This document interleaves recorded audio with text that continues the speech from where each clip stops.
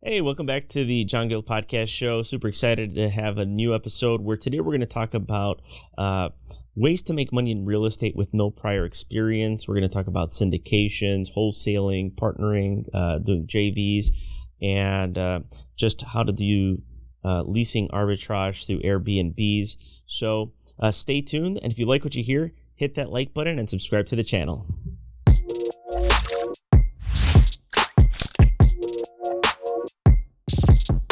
So, as I mentioned, we are going to discuss today something that I get asked a lot about, and that is how can I make money in real estate if I don't have any prior experience? So, the obvious, of course, is your first option could be just to do it yourself. You find a property and just do your first project from A to Z and figure it out along the way. That's okay. I mean, that's actually probably one of the best ways to gain experience in real estate, and I think that's kind of what most people do. But if you want to accelerate the learning curve and not have to learn through painful mistakes, then one option that I recommend is just doing a joint venture with someone who knows. And by that, I mean just find a seasoned investor, partner with them, have them find the deal, and you can do this a number of ways. So when I got started, and actually to today, one way that we set up deals is we'll do a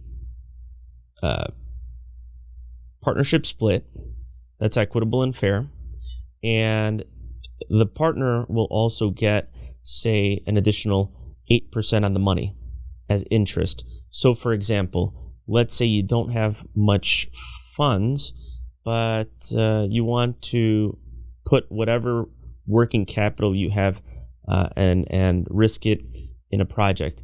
So what you would do is you would take, say, $50,000 or $60,000 or even $10,000, let's say, and that $10,000, more than likely the $10,000, by the way, is not going to be enough for an investor to want to partner up on just one deal. $5,000, you're probably better off doing a syndication, and we'll go into that in a second.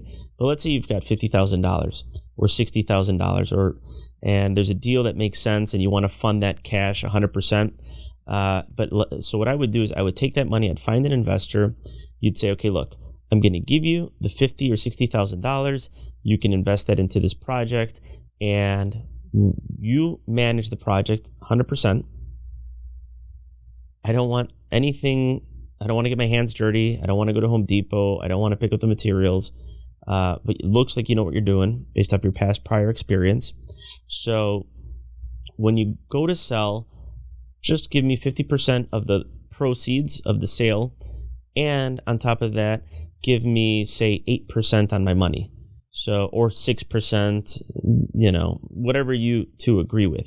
So for example, with me, typically I would do a 8% on the money, and then plus say 50% of the proceeds on the net proceeds. So that's one great way of getting involved in real estate, where you can quickly leverage someone's experience, all their knowledge, all their working relationships, and squeeze out the maximum benefit of that relationship. Obviously, if you were to do it yourself, you would have 100% of the profit. You would not have the additional 8% on the money. However, when it's all said and done, you're still making a lot more money if you did it yourself. But the downside is that you have all of that risk that I mentioned early on, and don't think that reading a few real estate books or watching YouTube a few times is going to help you. There's nothing like getting your boots on the ground and being hands-on on the project to know exactly the sort of pain, how painful the process and the learning curve is, especially when you're dealing with contractors. I've said this so many times. Contractors are the biggest wild card because they don't show up, and even people who are sometimes licensed. You hear about this all the time. Oh, I need to get a licensed contractor, a licensed plumber, a licensed electrician.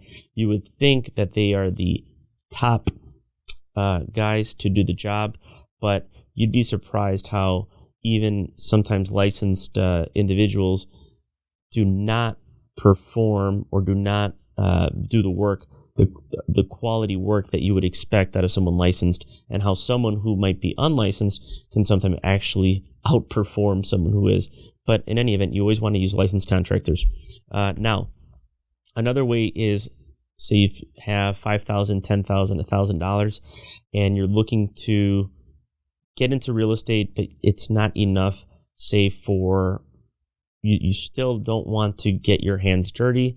Well, you can look into apartment syndications. You can Google, real estate syndications, and more than likely, there are going to be crowdfunding platforms out there that you can just invest your $5,000 and then just wait until you start getting distributions. And at some point in time, whether there's a sale or a refinance, you'll also get your proportionate share of the amount that you invested into that deal. So that's a good way too. But I feel like if you're trying to get into real estate and you're trying to actually learn the ropes, that one may not give you the most amount of exposure. If you took the first option and you partnered up with someone, you can always go and see the project, go there daily, see how things are getting done. You're not getting your hands dirty, but you can still actually walk through the project and that kind of gives you a sense of assurance, and you're learning along the way. You can talk to the contractors. Hey, where is the outlet supposed to go? How high is that supposed to go from the floor? How high is the light switch supposed to be? Why is it that you use copper versus galvanized? You learn a lot of different things just by being present on the site. And that's something you could do on a weekend just for fun. But that will get you the most amount of exposure versus the syndication. But syndications, again, a great alternative. You can make a lot of money doing syndications as well. And that one I also recommend. Most of the time, you do have to be an accredited investor. But through some of the crowdfunding platforms, I think you can invest in as small as $5,000. So the other one is private notes and mortgages. So say you don't want the headache of doing the JV, and you've got this money that just sitting in the bank account. One great option is being the bank. So you can actually lend that money out to the investor, have a first lien position on the property. So if for any reason that borrower defaults, you can go in there and foreclose. Most of the work would have been completed, hopefully by then, and you can then just pick up where they left off. But the beauty of it is that you would have foreclosed on them, and any additional cash that they had invested outside of your loan, well, that's the borrower's loss, and that's your gain.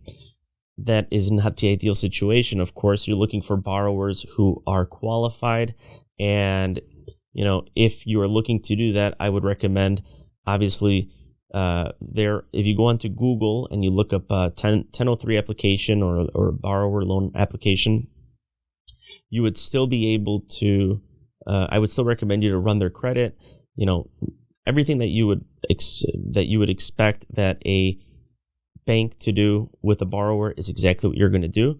And I have all the forms, it's very simple. What you do is after you get the mortgage recorded, there's a mortgage and then a promissory note. The mortgage has to be notarized. The private note I forgot here. The mortgage is notarized and then the private note is not.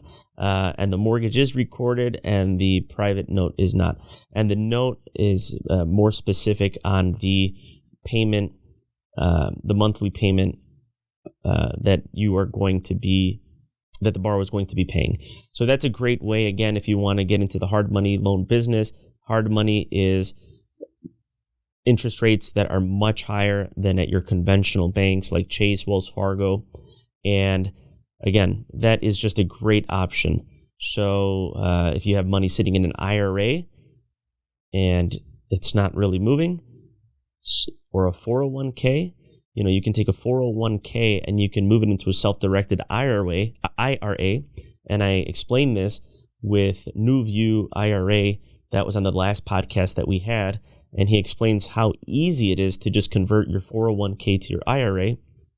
You have control over your retirement plan now, and you're going to get much higher return once you take control of your IRA and you invest it into hopefully positive generating vehicles like real estate or mortgage instruments. So again, that's a great option.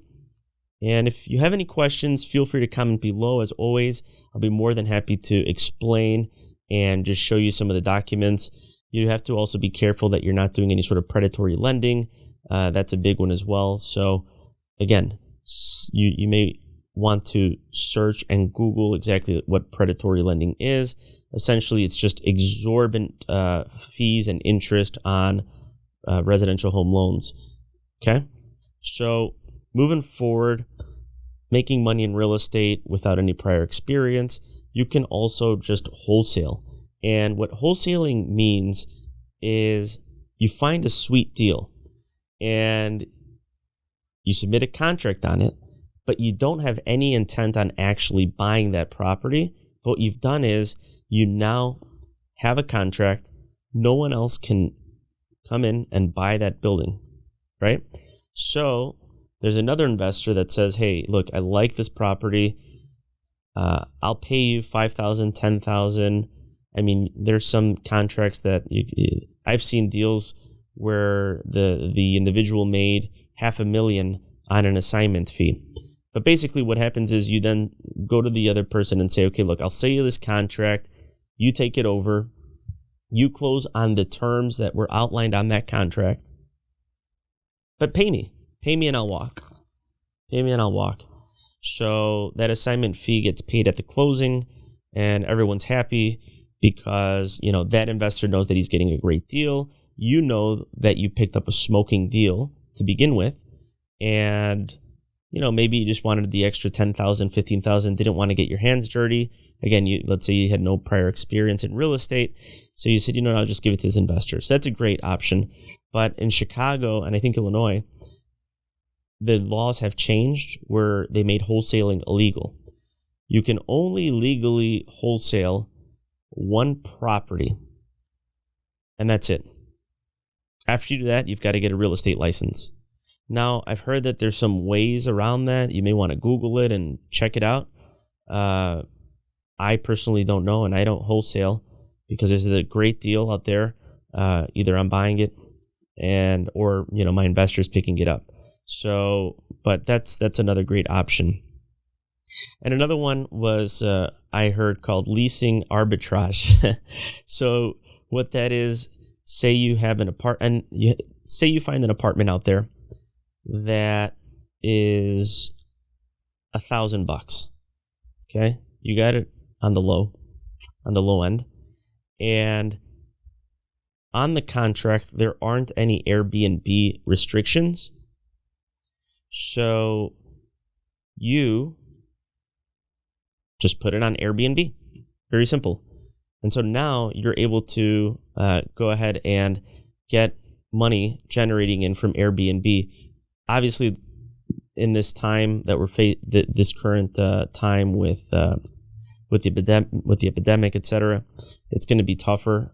But when things were hot, I mean, people are making a ton of money just going to different landlords, setting up lease agreements for the year, sometimes 2 years, and then they would market the units on Airbnb.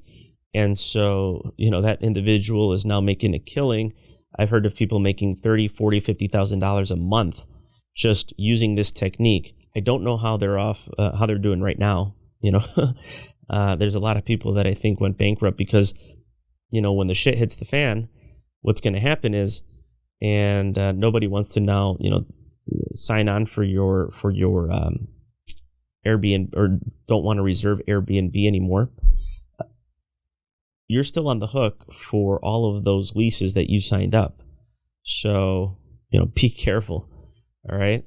You'll end up probably having to file bankruptcy. So that's something to really think about. Okay.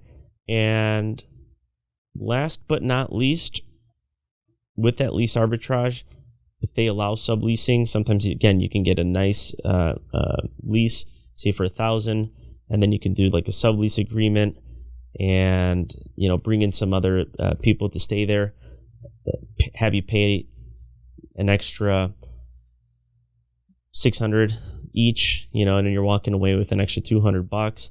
So, that's just another way, but I don't recommend that, but to each their own. So we've talked about private notes and mortgages. We've talked about syndications, partnering up with experienced investors by doing a joint venture, wholesaling, and lease arbitrage using Airbnbs and subleasing. So those are all great ways that you can make money in real estate without having the experience. And again, at the end of the day, just pull the trigger on any option that you decide, but just take action. There's nothing worse than not taking action. And halfway laid out plan is always better than a beautiful plan executed too late. So with that, I'll say goodbye. Hit that like button and subscribe to the channel. And thanks so much.